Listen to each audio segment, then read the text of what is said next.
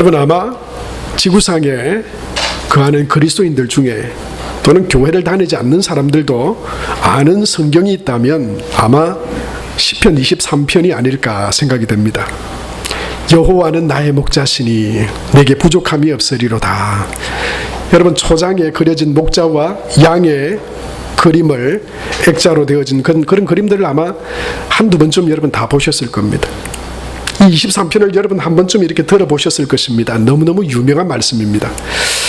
우리나라에도 이 시편 23편이 너무 유명해서 각 지방의 방언들로 사투리로 번역되어진 번역본이 있습니다.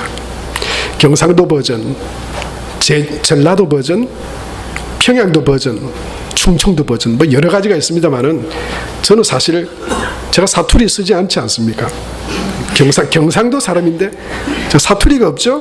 서울 사람 같죠? 아닌가 봅니다. 경상도 버전과 전라도 버전을 한번 읽어드릴 테니까 여러분 한번 들어보시기 바랍니다. 마 여호와는 내 목자시되 그라에 내 삼아 답답할 기 하나도 없다. 저 시푸른 풀 구디로 나를 이끄시고 시원한 또랑가로 내를 잡아 당기신다 아이가. 어쩌든지 정신 차리고 옳게 살라 하시는데 다 당신 얼굴 때문이라 하시되 내 뒤질 뻔한 골짜기 구디에 컴컴한 데서도 그 백이 참말로 여가 나인기라. 주의 몽디하고 짝대기가 낼로 맨날 지키시고 쳐죽일 놈의 문디 자식들 앞에서 내 머리에 기름 발라주시고 내한테 밥 물었고 한 상 떡 차려주시는데 내가 무슨 걱정이 있겠노 이 말이다. 내 인생이 억수로 복잡다 해도 저 양반이 맨날 지켜주시니까 내 사막 우짜든지 그 옆에 딱 붙어가 때리지기도 안 떠날란다. 이게 경상도 버전입니다. 전라도 버전 이렇습니다. 아따 여호와가 시방 나 목자신디 나가 모자라는 것이 있단가. 그분이 나를 저 시푸른 목장에서 쉬라 해불고 또 비친 다리가장 쪼까 쉬어불게 하려고 물가스로 인도해보네. 어쨌을까? 내 영혼을 겁나게 끌어당겨 불고 그분의 이름을 위하려고 올바른 질가태로 데려다 줬구네. 나가 산고랑가 끔찍한 곳에 있어도 겁나 불지 않은 것은 주의 몽둥이와 짝대기가 쪼까난 일에도 날 지켜본다 이거요. 아따 주께서 저 싸가지 없는 놈들 앞에서 내게 밥상 차려 챙겨주시고 내 대급박에 기름칠 칠해주신 게로 참말로 나가 기쁘단 게로. 나가 숟가락을 잡고 있는 한 그분의 착하심과 넓으신 매임씨가 나를 징하게 따라다닌 게로 나가 어찌 그분의 댁에서 묵고 자고 안 하겠냐. 이런 이야기입니다. 제가 사실 사투리를 잘 못합니다. 못하지만 잘하는 분, 목사님 부산에 한 분 계신데요. 그분 따라가려고 그러면 저는 아직 발가락에 피만도 못합니다. 여러분, 이 시편 23편이 그렇게도 유명하고 사람들에게 잘 알려진 이유가 뭘까요? 너무너무 아름답고 복된 이야기죠. 그런데 거기에는 아주 핵심되는 내용이 있습니다. 그게 뭐냐면 목자이신 하나님을 따르는 양이다 라고 하는 것이죠. 목자를 따라가는 양. 여러분, 이것은요 절대적인 순종, 절대적인 믿음, 그것을 의미하는 것이라고 할 수 있습니다. 그래서 이 시편 23편은요 하나님을 목자 삼은 양된 우리가 하나님의 말씀을 따라 순종하며 살아갈 때 부족함이 없다. 이걸 우리에게 시적인 표현으로 우리에게 들려주시는 그런 하나님의 말씀이라고 할 수 있습니다.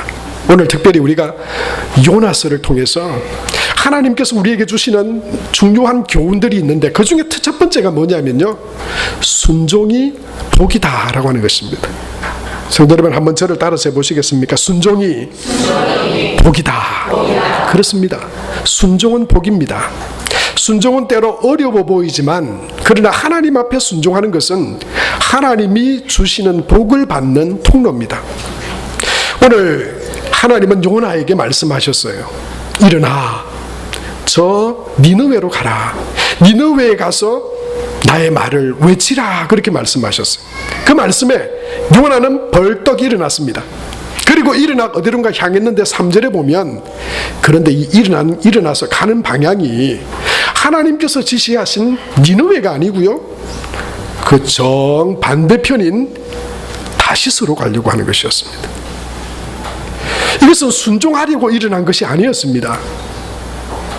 하나님의 말씀에 반대 방향으로 가려고 요나는 일어났습니다. 거기 보면 파란색으로 이렇게 되어 있죠. 여호와의 얼굴을 피하려고 그는 반대 방향으로 일어나 가려고 했습니다. 도망하려고 일어났습니다. 여러분, 이것은 순종이 아닙니다. 다시스로 내려갔는데 여러분, 지도를 봐도 그 방향은요 완전히 정반대입니다. 니느웨로 가려면은 내륙으로 가야 되는데 다시스로 가려고 옆바로 내려갔습니다. 가니까 마침 배가 딱 기다리고 있어요. 착착착착 진행이 되는 겁니다. 하나님이 말씀하신 방향이 아닌데도 일이 잘 되는 거예요. 배까지 내려갔습니다. 뭐가 기다릴 필요도 없었어요. 여러분, 그런데 착각하지 마십시오. 착착착착 하나님 말씀대로 내가 살아가지 않는데도 뭐가 착착착 잘 풀립니까? 그 어디로 가는 길인지 아세요? 하나님의 징계와 화가 기다리고 있는 착착착착 풀림입니다. 그거는 착착착 되면 안 됩니다. 그거는 걸려야 됩니다. 멈춰야 됩니다. 불순종의 삶이 이거 아니구나, 이렇게 살면 하나님이 기뻐하시지 않구나, 그거를 깨닫고 돌아오는 것이 은혜죠. 그게 막 순탄하게 잘 풀려가면서 하나님 없는데도 막 그냥 내 뜻대로 다 되고, 뭐 그냥 돈이고 뭐 만남이고 뭐 다 잘 된다. 그 사람 일평생 어떻게 보면 하나님 만날 기회가 없을지도 모릅니다. 그러다가 하나님 앞에 떡 설 수도 있어요. 결코 좋은 일이 아닙니다. 잘 된다고 별일 없다고 다 좋은 것이 아니라고 하는 것이죠. 하나님은 요나에게 일어나게 되기를 원했습니다. 너 일어나 가라. 근데 그 일어나서 가라고 하는 것은 뭡니까? 단순히 그냥 자리에서 일어나는 것, 앉은 자리에서 일어나는 것, 이걸 의미하는 것은 아닙니다. 하나님께서 일어나 가서 외치라 말씀하셨을 때 그 일어나 가서 외치라 이 말씀은요 결단하라고 하는 것입니다. 너 가서 내 말에 순종하기로 결단하여 일어나라 라고 말씀하시는 것입니다. 여러분, 우리가 무언가 하나님 앞에 순종해야 될 일이 있을 때 우리에게만 그렇게 많은 일이 여러분 우리 삶에 한꺼번에 순종하라고 말씀하시지 않습니다. 그러나 저와 여러분의 삶에 어떤 한순간에 어떤 부분에 있어서 하나님께서 순종하기를 원하시는 그런 하나님의 마음들이 우리 가운데 주어질 때 있습니다. 여러분, 그것은요 결단하라고 하는 그런 말씀입니다. 순종은 쉽게 그냥 흘러가는 대로 되는 게 순종 아닙니다. 순종은요 내가 이 하나님의 말씀을 붙들고 그렇게 살아야 되겠구나. 여러분, 요나가 생각할 때 못마땅해요. 왜 그렇습니까? 니느웨는요 사실 이스라엘의 원수 같은 나라입니다. 거기는 하나님도 안 믿는 나라입니다. 요나로 볼 때, 이스라엘 민족으로 볼 때는 저 잘못된 사람들이고 죄가 가득 차서 이제 그냥 하나님 심판해 버리세요. 그냥 관심 없습니다. 무너뜨려 버리세요. 그게 좋을 것 같은데 하나님 왜 하필 거기에 나를 보내시려고 그러십니까? 그냥 하나님 우리 원수입니다. 그냥 하나님 벌을 내려버리세요. 요나에게는 자기의 그 마음이 더 강했습니다. 하나님의 계획은 보이지 않았습니다. 그래서 그냥 자기 마음대로 자기 뜻대로 반대 방향으로 그는 가는 것을 결단하고 말았어요. 사랑하는 성도 여러분, 저와 여러분이 내 생각과 내 뜻에 맞지 않더라도 내가 하나님의 말씀에 순종하겠습니다라고 하는 순종으로 결단하는 그런 은혜가 있게 되기 바랍니다. 그럴 때 그 순종은 복이 될 줄로 믿습니다. 하나님이 주시는 은혜의 통로가 될 줄로 믿습니다. 여러분, 전 세계적으로 유명한 성경 번역 선교회가 있는데요, 바로 위클리프 선교회라고 하는 선교회입니다. 이 위클리프 선교회는 전 세계에 흩어진 모든 민족들, 소수민족에 이르기까지 찾아가서 그들의 언어를 배우고, 그 성경이 없잖아요. 하나님 말씀을 배우도록 일평생 그들과 함께 살면서 그들의 언어를 배워서 그들 말로 성경을 만들어주는 선교회가 위클리프 선교회입니다. 어떤 한 선교사님이 가서 마태복음을 번역하고 그냥 죽어버리면 그 다음에 또 다른 선교사님이 가서 마가복음을 또 말을 배우고 마가복음을 또 번역했어. 그런 헌신을 통해서 복음을 전하는, 말씀을 전하는 그런 선교단체입니다. 한 선교사님이 남미에 가셨어요. 남미 어느 소수부족이 있는 그 부족에 가서 하나님의 말씀을 막 이렇게 그들의 언어를 배우고 말씀을 번역하는데 이 순종이라고 하는 단어를 도무지 찾을 수가 없어요. 어떤 걸 순종이라 하는지 알 수가 없어요. 그래서 기도하면서 고민하는 중에 어떤 한 아버지와 아들의 대화 가운데 힌트를 얻습니다. 아버지가 그 아들을 불러서 심부름을 시킵니다. 얘야, 내가 너한테 이거 꼭 당부할 게 있으니까 이거 꼭 이대로 해야 된다. 이거 꼭 지켜야 한다. 그러면서 심부름을 보내려고 그래요. 심부름 이제 막 아들이 가기 전까지도 이 아버지가 꼭 부탁합니다. 네 마음을 다해서 이 일을 꼭 해야 돼. 그냥 막 가다가 중간에 서버리고 해도 되고 안 되고 그리 여기지 말고 네 마음을 다해라. 진심으로 요 일을 아버지가 시키는 일을 꼭 가서 해라. 이 이야기를 시키고 당부를 하면서 보내더랍니다. 선교사님이 그걸 가만히 보면서 아버지의 저 말에 아들이 그대로 그것을 따르는 것이, 마음을 다해서 따르는 것이 순종이겠구나. 그래서 순종을 이렇게 번역했대요. 뭐라고 했냐면 마음을 나누지 않고 모든 마음으로 따라가는 것. 그럼 이것을 순종이라고 했답니다. 그럼 여기에는 무슨 의미가 있습니까? 내 생각요, 내 계획요, 하나님이 원하시는 것과 다를 수 있습니다. 하나님 왜 이거 시키세요? 하나님 왜 이렇게 하라 그러세요? 여러분, 우리가 이해하지 않을 때가 너무나 많습니다. 납득이 되지 않을 때도 있습니다. 여러분, 그때가 무슨 순간인지 아세요? 그럼에도 불구하고 내가 결단해야 될 때입니다. 하나님, 내 생각과 내 계획과 다르지만 제가 하나님의 말씀을 신뢰합니다. 하나님은 선하시고 인간의 지혜로움보다 하나님은 더 지혜롭습니다. 하나님의 미련한 것이 사람의 지혜보다 더 지혜롭습니다. 내가 지금 보지 못하지만, 내가 볼 때 지금은 이것도 아무것도 아니지만 하나님 그 너머에 있는 모든 것까지 보시는 분은 하나님이십니다. 그래서 제가 이해되지 않아도 내 생각과 판단을 접고 내가 하나님의 말씀을 따르기로 결단합니다. 내 마음을 다해서 그렇게 따라가기로 결단합니다.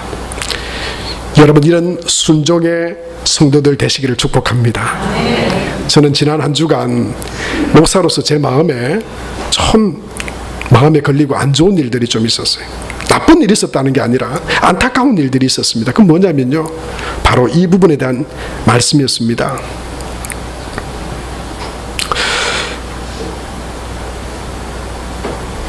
여러분, 우리는 때때로 하나님을 믿는다 말하면서 내 계획과 내 뜻을 더 소중하게 생각합니다.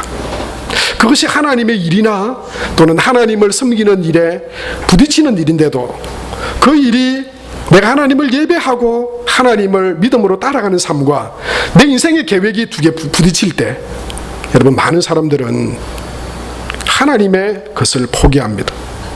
그리고 내가 하려고 하는 것을 해갑니다. 여러분, 그것이 믿음일까요? 그것이 하나님께서 원하시는 순종의 삶일까요? 하나뿐인 일이라고요? 목사님 그거 하나 가지고 뭐 그렇게 하십니까? 아니요.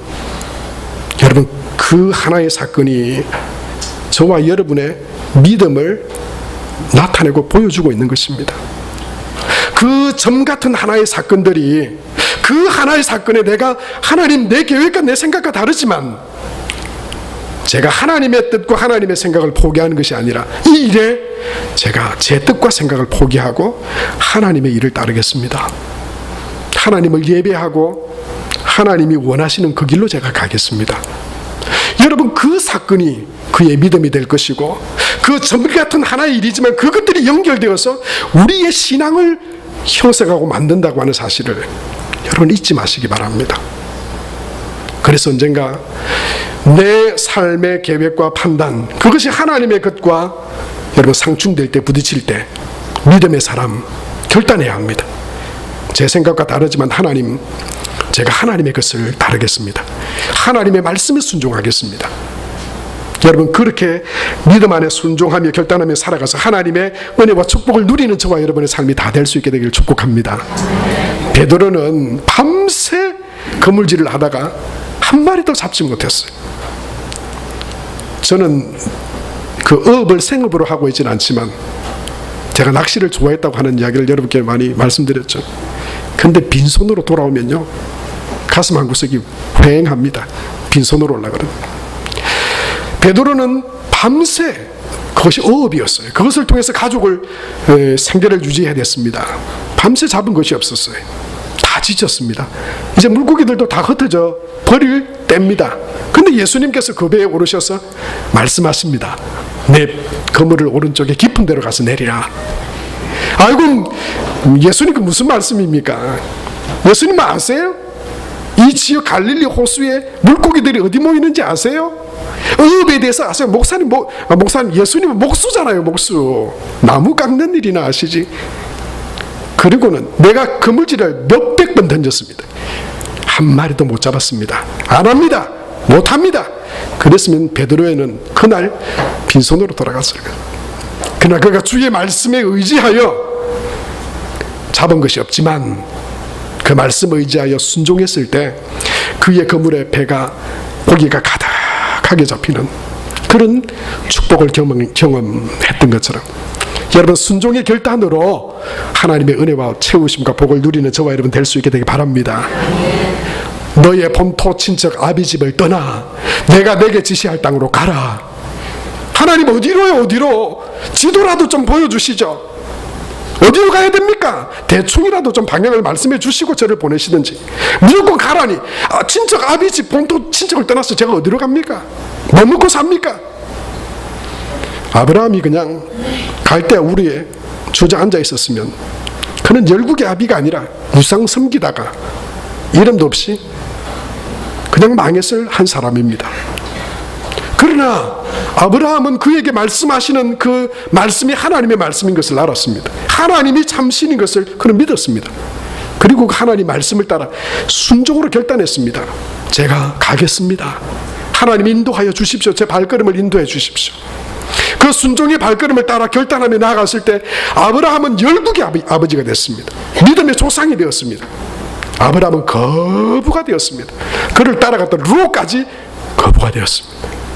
사랑하는 성도 여러분, 순종은 때때로 어려워 보이지만 그러나 하나님 앞에 믿음으로 순종하는 것은 축복의 통로다. 이것을 믿으시고 순종의 복을 누리는 저와 여러분 다 될 수 있게 되기 바랍니다.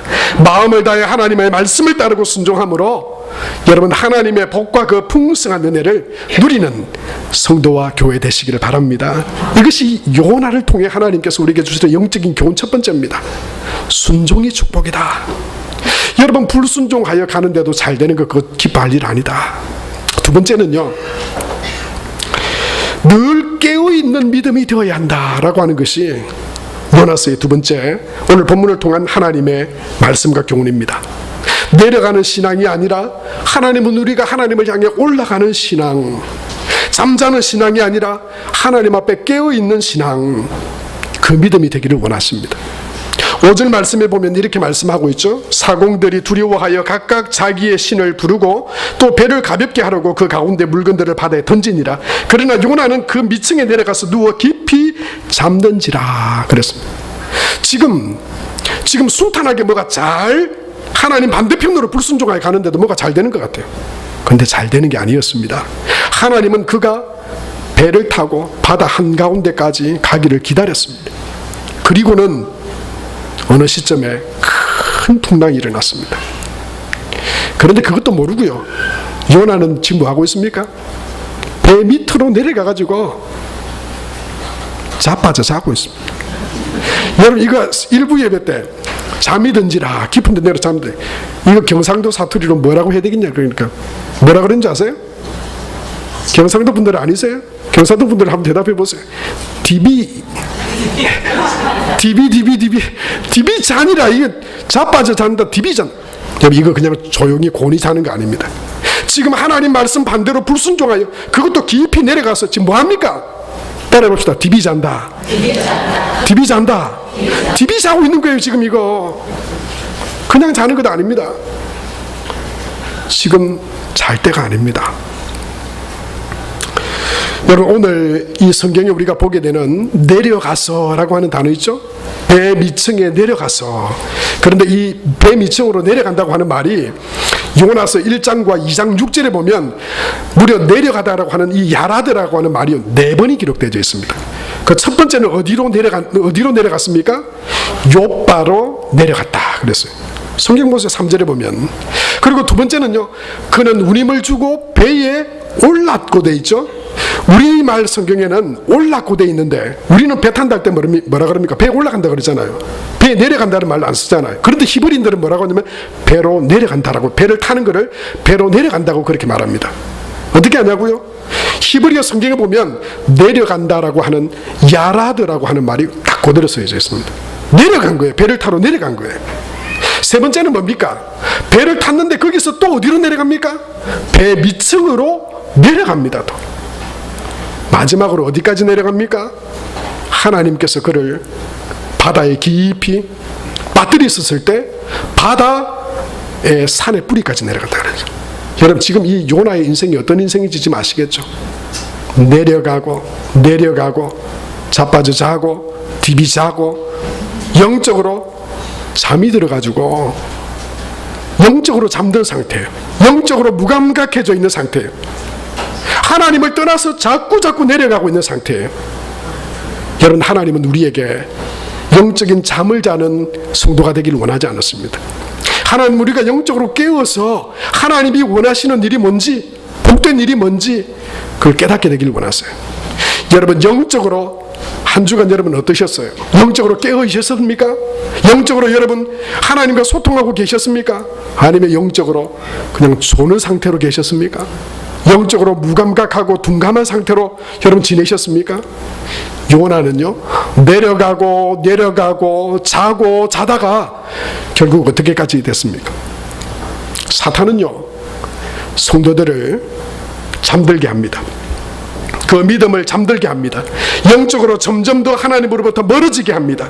둔감해지고 여러분 우둔해져서 결국 잠자는 신앙이 되어버리도록, 그래서 뭔가 뭘 하나님 앞에 영적으로 믿음으로 살아가는 것에 대해서 무감각하게 여러분 만들어버립니다.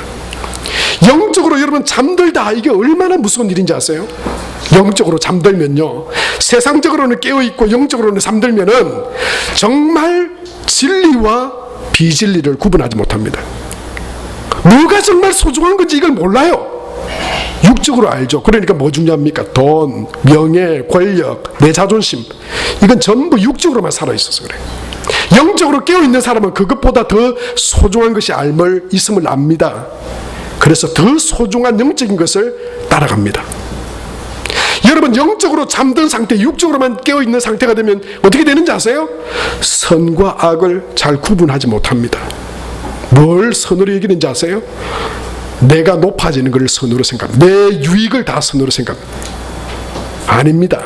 하나님의 말씀을 따라가 사는 것이 선입니다. 하나님을 예배하고 하나님을 믿는 믿음 안에서 살아가는 것이 선입니다. 그 말씀에 순종하는 것이 선입니다. 그런데요, 영적으로 잠들어버리면 그건 소중하게 여기지가 않아요. 하나님 말씀에 불순종하는 것이 아무런 문제처럼 여기지 않아요. 대수롭지 않게 그냥 죄를 범해버립니다. 왜 그런지 아세요? 영적으로 자고 있기 때문에요. 여러분, 우리가 심각하게 생각해야 됩니다. 영적으로 깨어있는 것이 얼마나 중요한지. 여러분, 그러다가 결국 사탄에 노리게 돼버립니다. 사탄이 요리 굽고 요리 놀고 요리 잡고 요리 흔들다가, 여러분 저번에 우리 재작년에 수련회 가서 제가 여러분에게 보여드린 영상 기억하세요? 고양이 한 마리가 생쥐 가지고 노는 거 여러분 보셨습니까? 고양이 앞에 생쥐꼴이 영적으로 잠자고 있는 성도가 사탄에게 노리게 되는 것하고 똑같아요. 무기력합니다. 여러분, 그 생쥐가요, 조금 정신 차리고 조금 도망가려고 그러니까 고양이가 그냥 한 발짝에 그냥 앞에 탁 서버리더라고요. 그리고 관심 없는 듯이 이렇게 있다만 다 보고 있더라고요. 그러니까 조금 어디 가려고 그러면 가가지고 앞발로 탁 치니까 이 뭐 생쥐가 꼼짝달싹 못한, 저 처음 봤습니다. 너무너무 신기하더라고요. 여러분, 영적으로 깨닫지 못하고 둔감하지 상태에서 육적으로만 밝은 사람이 사탄에게 딱 그 모양입니다. 결국 가룟 유다가 어떻게 됩니까? 진리를 분간하지 못합니다. 선도 분간하지 못합니다. 하나님의 아들도 분간하지 못합니다. 그래서 뭐합니까? 은30에 예수님을 팔아버립니다. 사랑하는 성도 여러분, 저와 여러분이 예수님 안에서 깨어있는 성도가 되시기를 축복합니다. 여러분, 자꾸 내려가는 인생 되지 마시기 바랍니다. 내려가다가 여러분 사단의 놀이개가 되고 축복이 아니라 하나님의 화를 당하게 되는 그런 삶이 없게 되기를 축복합니다. 여러분, 우리가 어떻게 하면 하나님 앞에 깨어있는 삶을 살아갈 수 있습니까? 어떻게 하면 깨어있는 믿음이 될 수 있습니까? 여러분, 그것은 첫 번째로는요, 하나님의 말씀을 통해서 우리는 깨어있을 수 있습니다. 하나님의 말씀이 우리를 깨우칩니다. 시편 119편 130절에 뭐라고 말씀합니까? 우리 다 같이 한번 그 말씀 읽어보겠습니다. 시작. 주의 말씀을 열면 빛이 비치어 우둔한 사람들을 깨닫게 하나이다. 그런 말씀이었어요. 여러분, 한 주간 얼마나 하나님 말씀 사모하며 읽기를 원했습니까? 하나님, 여러분, 내 생각으로 깨어있는 거 아니에요. 하나님 말씀과 전혀 무관하게 살았는데 깨어있다고요? 착각입니다. 인간적으로 깨어있는 게 인간적으로, 세상적으로 깨어있는 거예요. 영적으로 깨어있는 상태 아닙니다. 그러면 판단력 흐려집니다. 선과 진리를 분간해 가기 힘들어집니다. 결국 여러분, 헛된 일을 하게 됩니다. 사탄에 노리게 될 수 있습니다. 하나님 말씀이 우리를 깨우칩니다. 하나님 말씀이 우리를 빛 가운데로 인도합니다. 할렐루야. 아멘. 여러분, 하나님의 말씀을 사모하는 여러분 되시길 바랍니다. 하나님의 말씀이 우리를 그냥 깨우실 것입니다. 하나님 깨워주세요 말하지 않아도 내가 하나님 말씀 가운데 자꾸 나아가면 그 말씀이 우리 가운데 빛으로 임하시고 우리의 마음을 여셔서 여러분, 깨어있는 하나님의 사람으로 살아가게 하실 줄로 믿습니다. 여러분, 혹시 로드 FC라고 하는 종목을 아세요? 격투기. 거기에 얼마 전에 탤런트인 의리 이러는, 여러분, 김보성 씨 아시죠? 이 김보성 씨가, 김보성 맞죠? 이 김보성 씨가 이 UFC 35 샤오미 35라고 하는 이 격투 대회에 참가를 했어요. 머리를 자르고 이 격투 대회에 참가를 했는데 그 이유가 뭐냐면요, 이 머리는 잘라서, 머리 길었잖아요.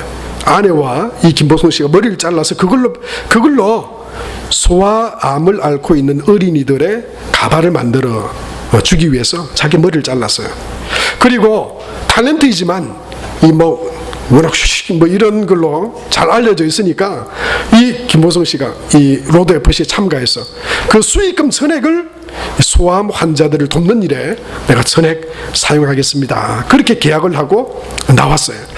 이제 출전 당일입니다. 옆에 있는 권아솔이라고 하는 이 사람은 전문 선수입니다. 먼저 자기가 출전하게 됐는데 가가지고는요, 좀 견디다가 일본 선수의 막 이 주먹을 한 대 눈에 맞았어요. 다른 데는 막 꺾이고 맞고 하는데 괜찮았는데 이 눈에 한 방 맞았는데요, 30초 동안 눈을 뜰 수가 없더랍니다. 얼마나 때리는 걸 훈련한 선수들이니까 얼마나 야무지게 때렸겠어요. 마치 이렇게 표현했어요. 나는 3000시간 동안 이게 눈이, 그 시간이 마치 30초가 3000시간 정도 돼 보이더라. 결국 패배했습니다. 그런데 이 권아솔 이 선수는요, 당당하게 이겨가지고 챔피언이 됐어요. 이제 이 경기가 끝난 뒤에 기자들이 가서 인터뷰를 했으면 물었습니다. 어떠십니까? 많이 힘들죠? 그러니까 아마 의리 괜찮습니다.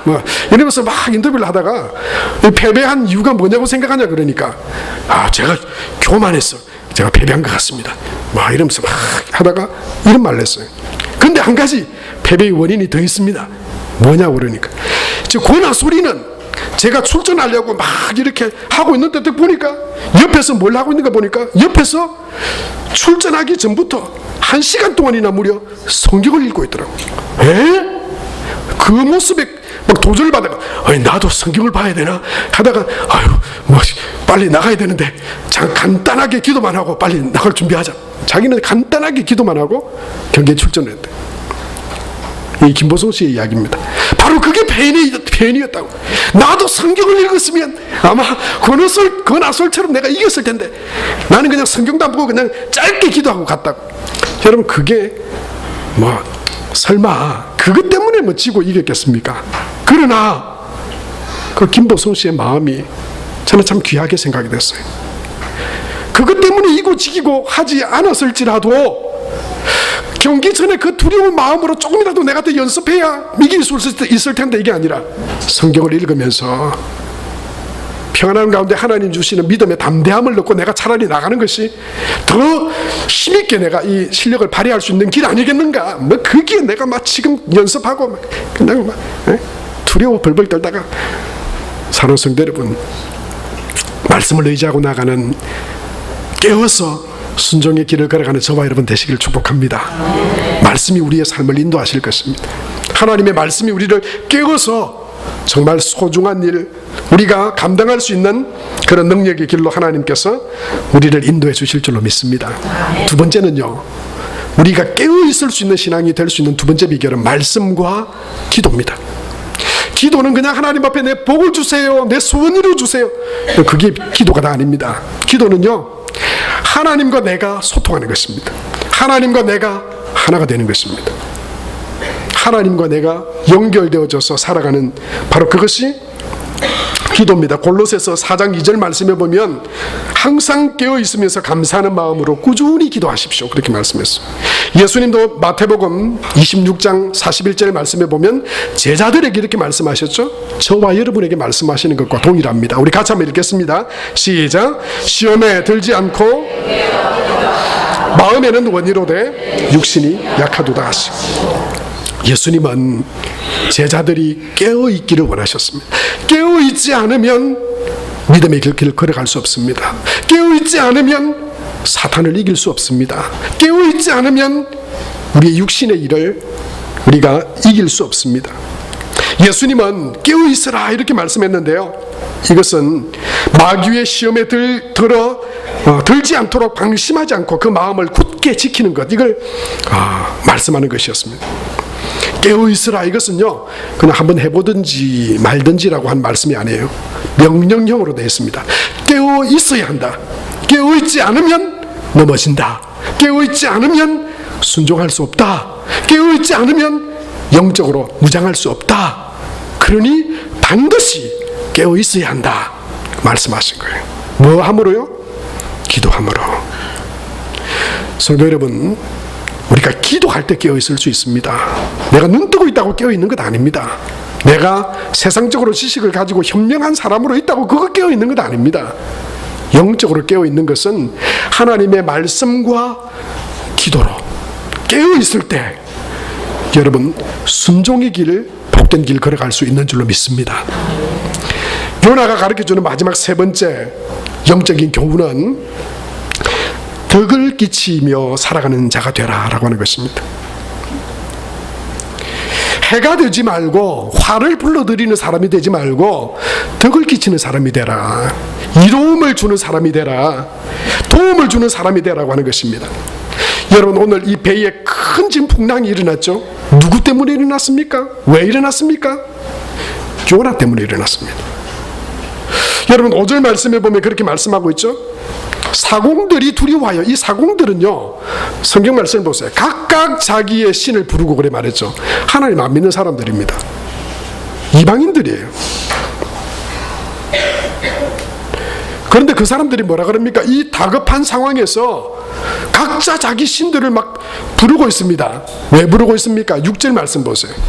6절 말씀에 보면 막 그 큰 파도 가운데, 풍랑 가운데 지금 어쩔 바를 모르고 있는데, 그러면서 막 당신이 믿는 하나님께 지금 신에게 지금 기도하라고. 이건 사람이 감당할 수 없는 일인데 큰일 난다고. 어쩌든지 우리 도움을 얻어서 지금 이 위기를 벗어나지 않으면 안 된다고. 그러고 막 다니고 있는데 배 밑층까지 내려가 봅니다. 거기 뭐 하고 있습니까? 요나가 지금 뭐 하고 있습니까? 그 순간에 어떻게 하고 있다고요? TV 자고 있는 거예요.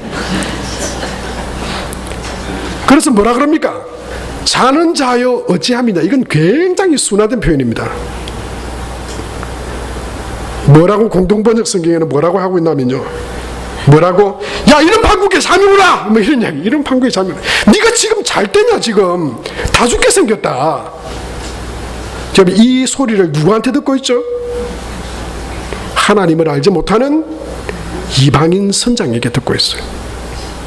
하나님을 안 믿는 우상을 섬기는 다른 사람들도 지금 그 신들이 힘이 있나 싶어서 지금 그 신에게 부르짖고 있는 판에 요나는 어떤 사람입니까?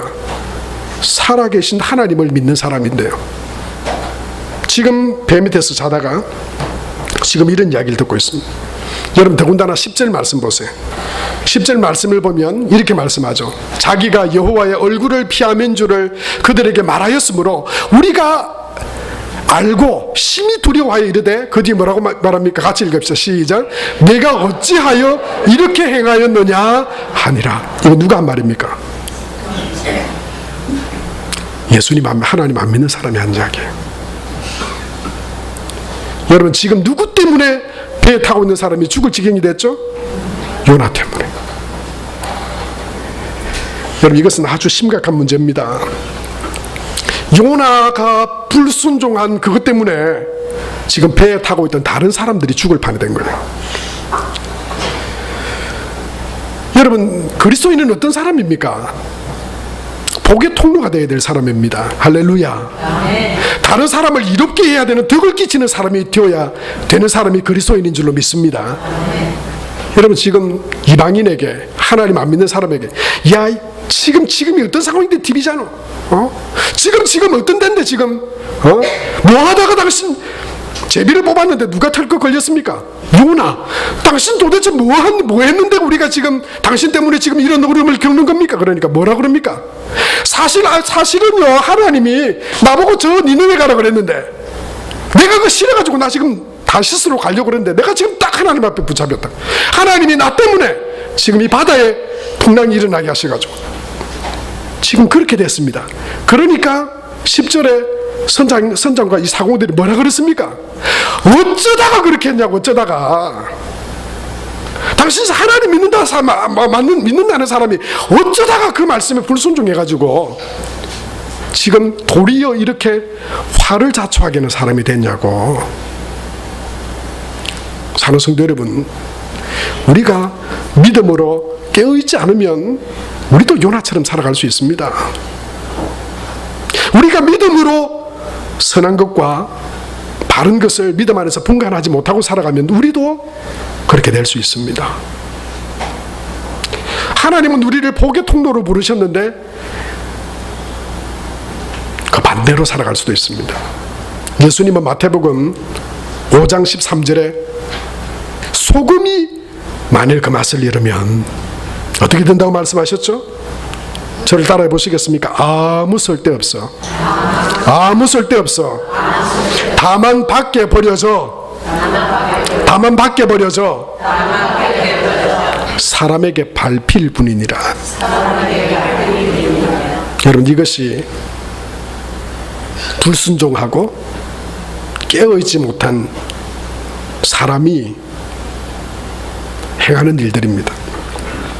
하나님은 저와 여러분을 덕을 끼치고 사람을 살리고 복음을 전하는 통로로 부르셨습니다. 하나님은 그 불순종하는 요나를 돌이키게 하셔서, 깨닫게 하셔서 그 배에 있는 사람들에게 하나님을 알리게 하셨습니다. 그리고 그 요나를 통해서 죄를 지어 마땅하고 그냥 죽고 멸망해도 마땅하다고 생각하는 그 니느웨로 요나를 보내셔서 그 사람들이 회개하고 하나님께 돌아오게 하는 통로로 하나님은 요나를 고쳐 사용하셨습니다. 죄를 지어 벌을 받아 마땅하다면 저와 여러분도 거기에 다 포함됩니다.